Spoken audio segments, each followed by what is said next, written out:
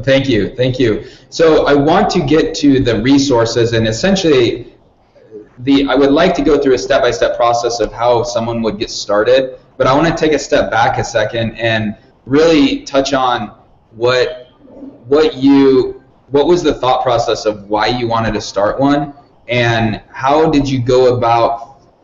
discovering your voice to then even say, here's what I'm going to talk about? Yeah, so that was a very organic process too, because so when I first started exploring, finding my way through the world of podcasting, I wanted to speak to people that were in corporate jobs, much like I had recently been, that either wanted to or had some sort of a side hustle going, right? They were starting a company on the side while either still working or they maybe had just left a job and were trying to scale up their business. And so I was using podcasting to really get into a conversation with other experts that were further along than me that had insight and expertise around getting their startup off the ground and making it a blend of storytelling, so inspiration, as well as how-to, like specific steps on whether it was systems in your business or specific strategies around sales, either online or offline, and really try to blend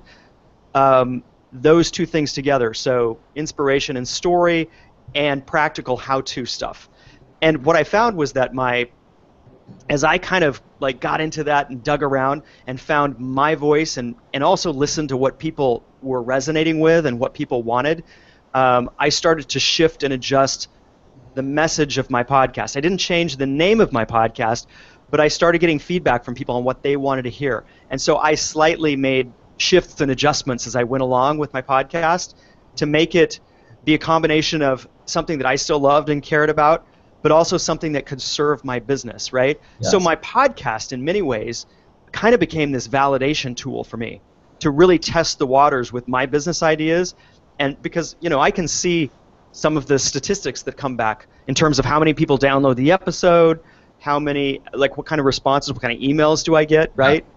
So it really was this tool, and still is to this day, this really powerful tool that allows me not only to get my message out, but kind of inform what my audience is responding to and what they want to hear, so I can stay on the cutting edge of